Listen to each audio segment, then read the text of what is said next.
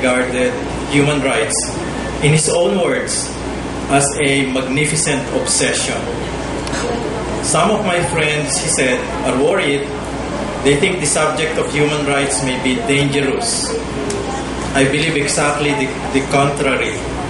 To stop thinking of human rights is dangerous for the individual and for the society. For a man or a society that has stopped thinking of human rights, whether out of fear or indifference, is fast sliding into slavery, fast ceasing to be truly human. Okay, so today for this particular segment, to talk about the elusive search for peace, justice, and human rights is Dr. Caroline Sobrichea, the acting dean of the UP Asian Center. Professor Sobrichea served as the director of the UP Center for Women's Studies from the year 2000 up to the year 2007. She has served as project leader of numerous national and Asian regional studies on gender and human rights. She was an official delegate to the landmark 1995 Beijing Conference on Women. Dr. Sobrichea.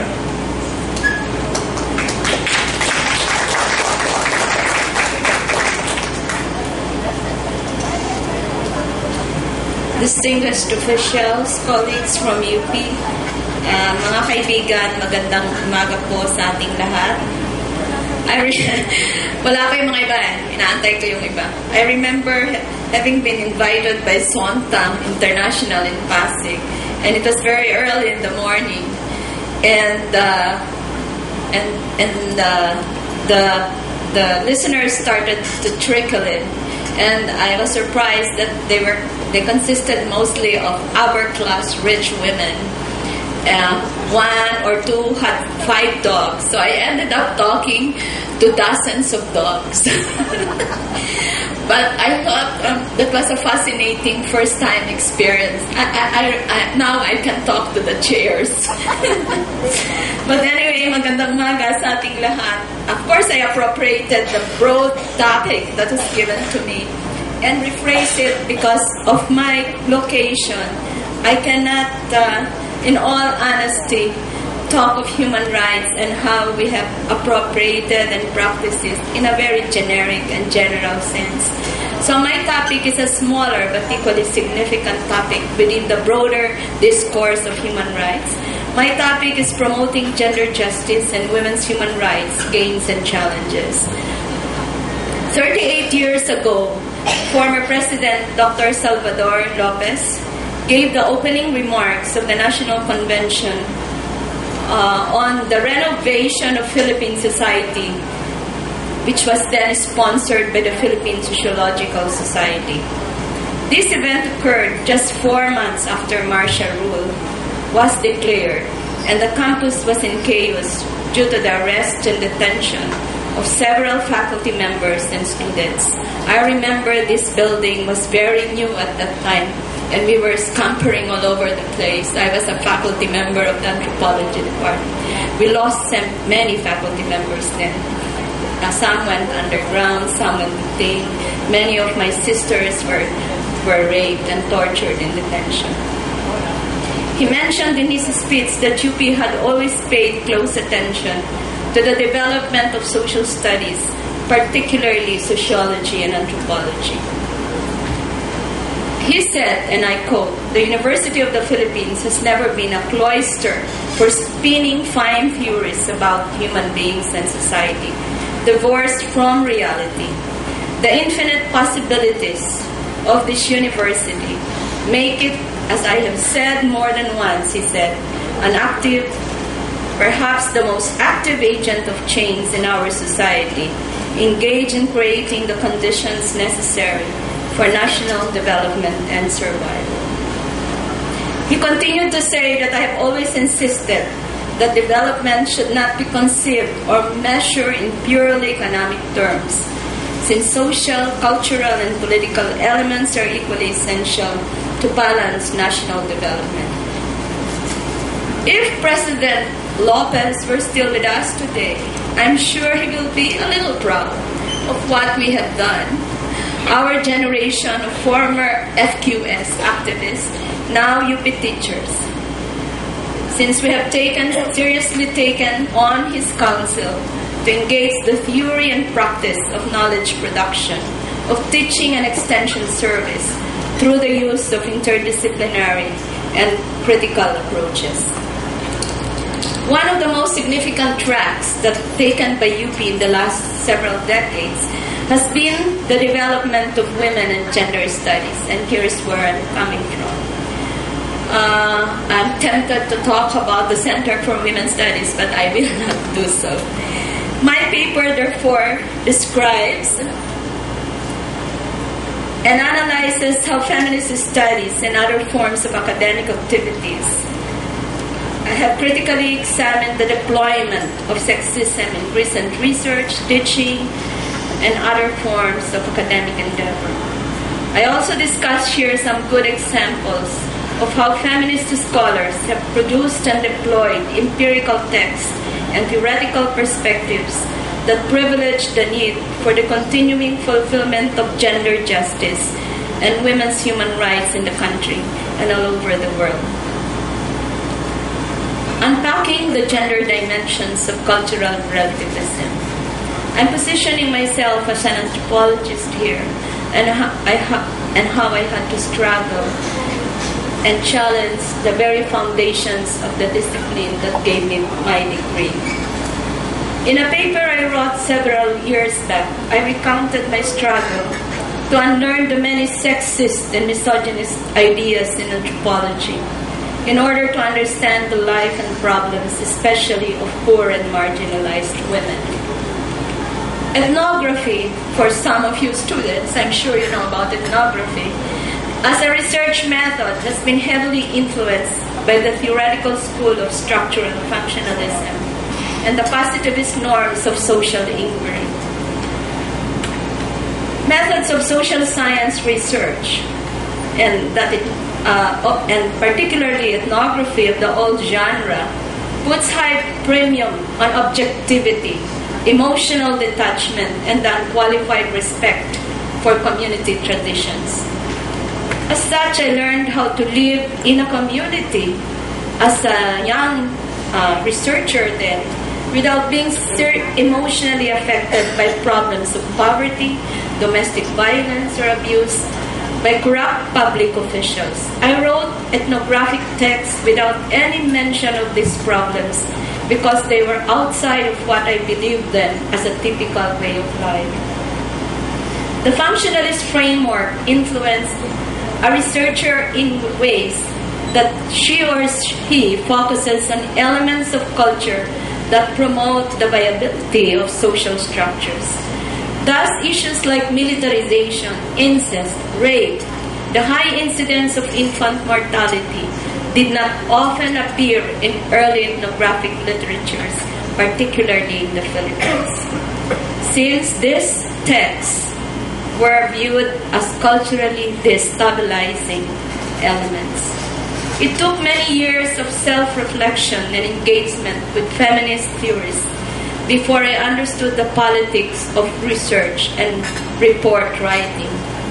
Most importantly, I had to understand how the process of constructing the typical culture was a process of muting voices and making invisible the experiences of people, especially women living different lives within the same community. Other than the strong influence of structural functionalism and systems theory on the way social scientists have viewed societal structures and processes, anthropology and other social sciences have been so strongly influenced as well by the theoretical perspective of cultural relativism. This has found its way today, even today, in global discussions, in many discourses on the political demand for the respect for cultural differences. Cultural relativism is the view that all beliefs, customs, and ethics are shaped by history and the social context of individuals and groups. In other words, right and wrong and culture specific what is considered moral in one society may be considered immoral in another. And since no universal standard of morality exists, no one has the right to judge another society's custom. In the context of nation-state building, we have to, of course, unpack some of this and valorate some of these claims of course, of autonomy and state respect for the locations of state or nations. However, feminist interrogations of many cultural studies using the framework of positivism and cultural relativism have unmasked their bias against women. Representations of gender identity in many Asian academic writings, for instance, have legitimized claims to the biological roots of various patterns of sexual division of labor at home and the public sphere. Social constructions of gender identity and gender relations in many Asian cultures have subsumed individual rights of women over the welfare of kinship groups, of communities, of children, and all other sectors of society. Indeed, for hundreds of years, women have endured numerous cultural practices and gender norms that are generally regarded now, today, because of advocacy to uphold their human rights as violations. Such practices as female genital mutilation, female infanticide, wife burning, gang rape, physical battery, and forced pregnancy termination, among others, were widespread across the world until they were painstakingly declared unlawful by state parties in recent times. I will give you the dates when countries have recognized that these are crimes and violations of human rights. They just happened 8 years ago, 10 years ago. Okay, let me now go to how we have done this. Scholars and development workers who adhere to and advocate for the universality of human rights assert that human entitlements for the protection of persons from harm and their enjoyment of opportunities and benefits must be the same everywhere. Taken collectively, human rights refer to the supreme, inherent, and inalienable rights to life, dignity, and development. It is the essence of these rights that makes a person human. Of course, if you take a human rights course, we know that these texts and these narratives have evolved through time. So there is also a lot of debate around the language of human rights. Today, several principles of non-discrimination based on sex, I still have to see the time when we can affirm sexual rights as a fundamental human rights. That is the project in the coming 20 years. Are inscribed in international law since the United Nations created the UN Commission on the Status of Women and passed the Universal Declaration of Human Rights. So this is the first international human rights document on which we now frame our engagement with nation states, with communities, on how to protect, respect, and promote the rights of individuals. However, while the Universal Declaration of Human Rights made it clear that the rights contained within also applied to women, any rights that would apply exclusively to women were not considered human rights. Practices that many recognize today as violations, such as wartime rape and female genital mutilation, were considered then private domestic problems. This has necessitated the passage in subsequent years and the active engagement of the global women's movement to rally for an international covenant to expand the human rights of women. The concept of women's rights as human rights is therefore a recent addition to the package of what is now universally accepted legal entitlements of individuals.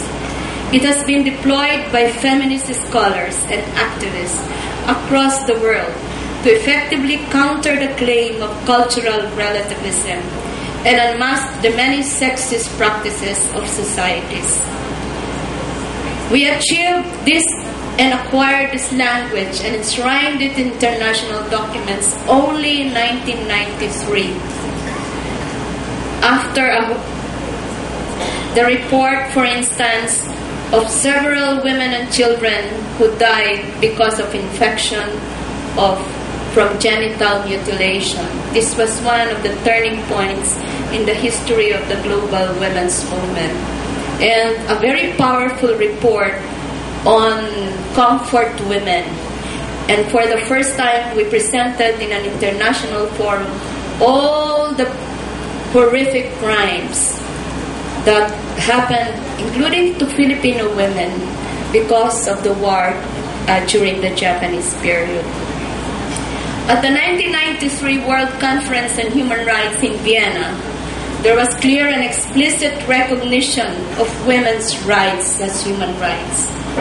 In the same year, the UN General Assembly approved the Declaration on the Elimination of Violence Against Women. Allow me to just single out a few important historical events in our struggle to uphold women's human rights. Of course, it started in 1946. After the war, the UN Commission on the Status of Women was established with a mandate to set standards of women's rights, encourage governments to bring their laws in line with international conventions, and to encourage global awareness of women's rights. There were many activities after this, but again, I would like to highlight 1979, a turning point, when we adopted the Convention on the Elimination of All Forms of Discrimination Against Women. I would like to say that Senator Shahani and Ambassador Nena Manalo, two outstanding UP women alumni, were very instrumental in crafting these instruments. In all these struggles, we really had to depend on many UP graduates and UP alumni, primarily the College of Law, some of our colleagues from the Psychology Department, from the College of Social Work. In 1993, as I said, we had adopted the Declaration on the Elimination of Violence Against Women and successfully promoted this in the World Conference on Human Rights in Vienna. The last international convention of which I actively participated was the UN Security Council resolution recognizing that sexual violence can be categorized as a war crime against humanity, an act of genocide, and demanding protection and prevention measures from parties of armed conflict. This has also resulted in the Rwanda Declaration. Kinariro ko kasi talaga ito kasi nung nagyera sa West Asia na in-invade ng Iran and another country, the invading forces entered houses and just raped the domestic workers, and many of them were Filipino women.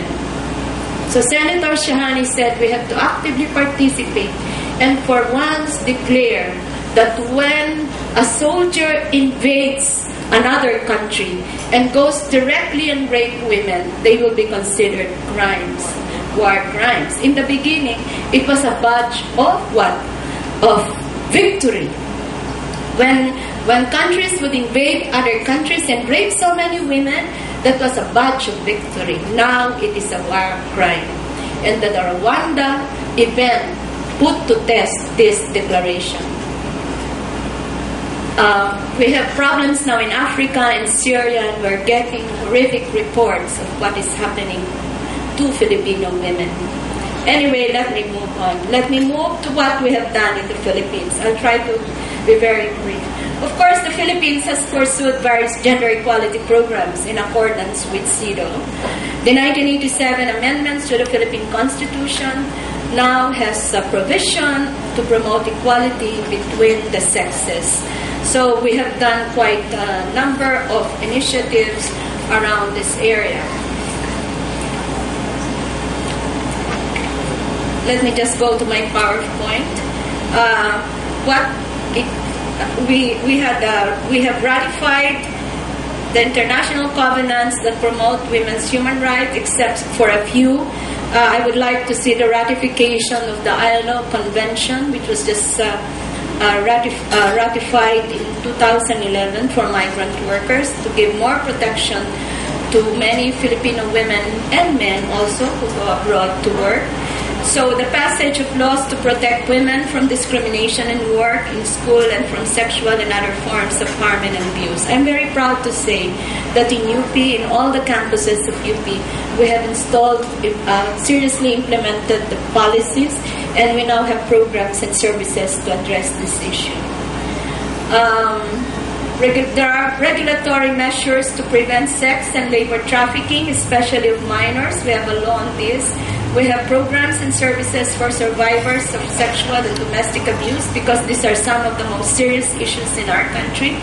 There is the integration of human rights and gender equality principles in school curricula. CHED is now on top of the effort to put gender to influence all the state colleges and universities to seriously implement the Magna Carta of Women Law.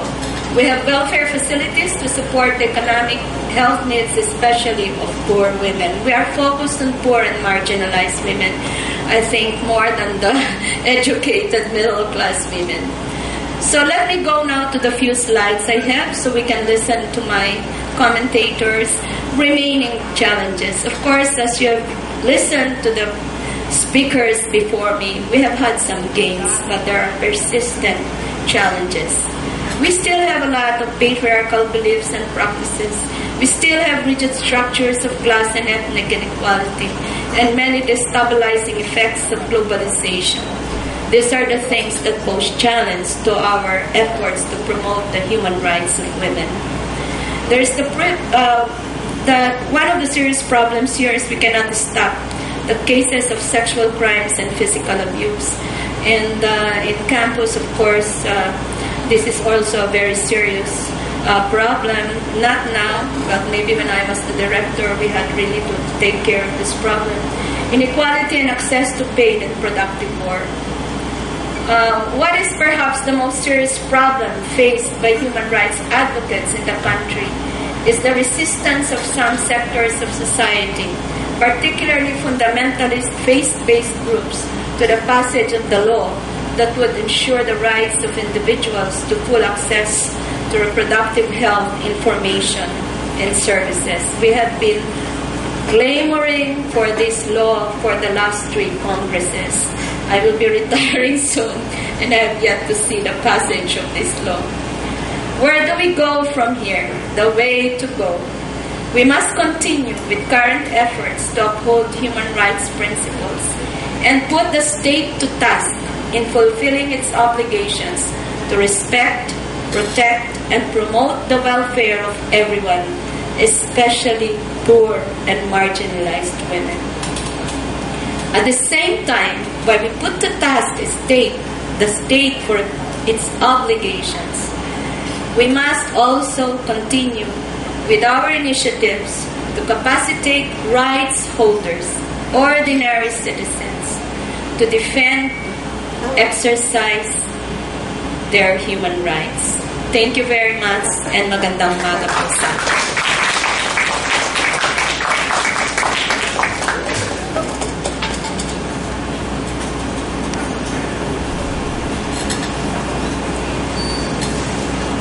To give the reactions to Dr. Sobrichea's presentation are Attorney Evelyn Bata, Associate Professor, UP College of Law, and Attorney Clara Rita Padilla, Executive Director of Gender Rights.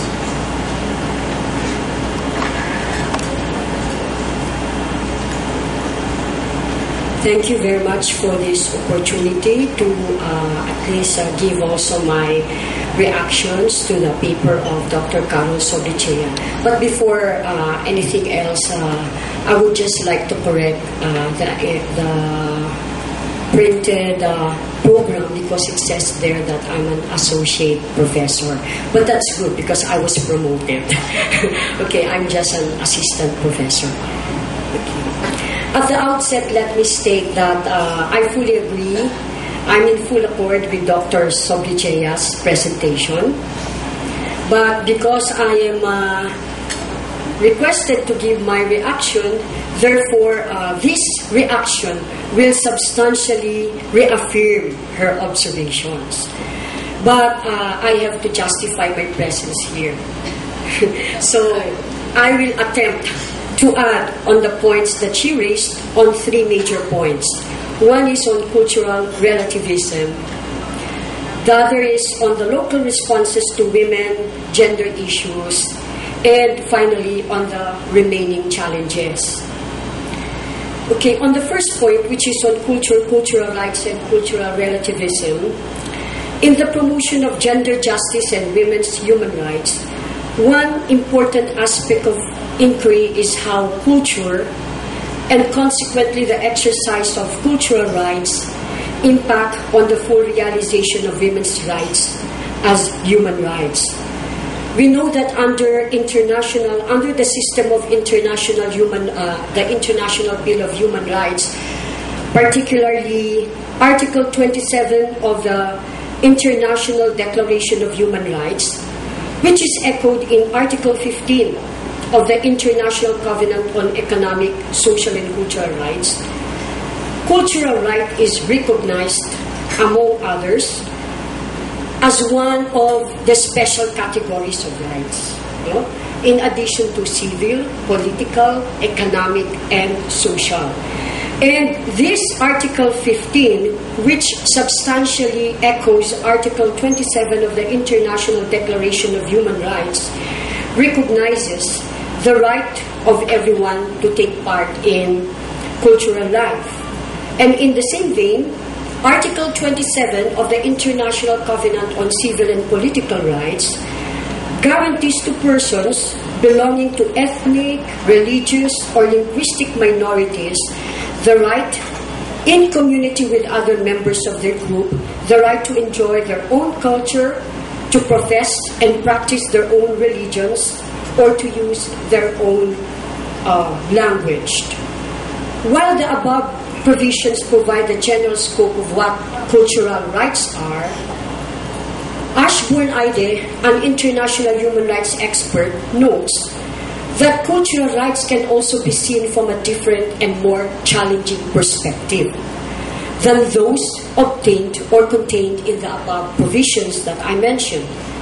And from this challenging perspective, fundamental questions arise, including the relationship between human rights and cultures in general, leading to inquiries into cultural relativism, which Dr. Carol Sobrichea amply expanded. In arguing, however, for the respect for cultural identities and preservation of cultural rights, ironically, as pointed out by Dr.